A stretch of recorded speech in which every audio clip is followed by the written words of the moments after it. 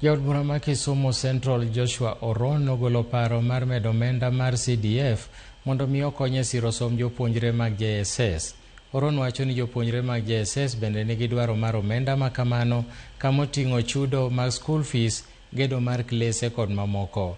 Bende nopogore paro gi joma dwaro ni NG-CDF mondo ogol kata duok chien kwan omenda michiwo ne chenrono, kowacho ni NG-CDF osekonye gedo mar sikunde mathoth kendo siro som jopuonjre maonge nyalo. Nowacho magi Manyatta Comprehensive School kama nodhi sidhe klese 6 manoger gomenda mar NG-CDF.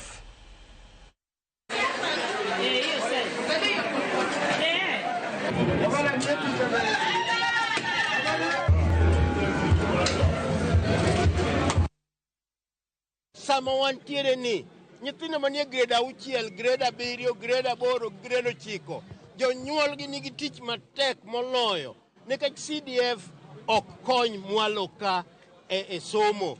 To nyithindo gi idwaro kuomgi loka, nyithindo gi dwaro kuomgi buge, nyithindo gi dwaro kuomgi uniform ma nengone ni malo kaka ja sekondari. Omiyo nadwa kwayo sirikal mamalo ni ka wadok e bunge wa josiasa wane ni waloko chik mondo pesa mabiro ka okony nyaka nyithindo mamwalo, mondo CDF ni oyienwa kata gimede pesa mondo wane ni wang'iewo lokas e skunde wagi. Adwa wacho kendo gi duol mamalo ni somo mar nyithindwa kata gedo mar skunde osadhi maber nikech wan gi national government CDF.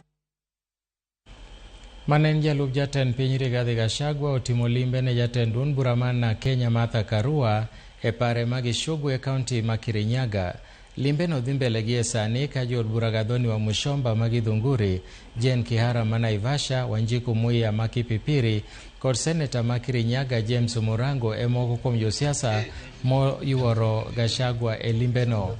Romo ma kamano biro e kinde ma Gachagua kod jatend piny William Ruto osebedo ka duokore e lela. Gachagua osebedo ka romo gi jotelo e dalane wa Munyoro, ma bende osiepege osebedo ka wacho ni en gi romo mag neno ni Gachagua ochung' kaka jatend piny e yiero ma 2027.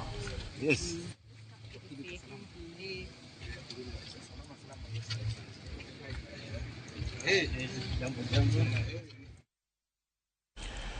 Jaod bura ma Bumula Wamboka Wanami osiemo contractors ma yule tich manomi tenda e chenro mopogore mag dongruok e kach od burano.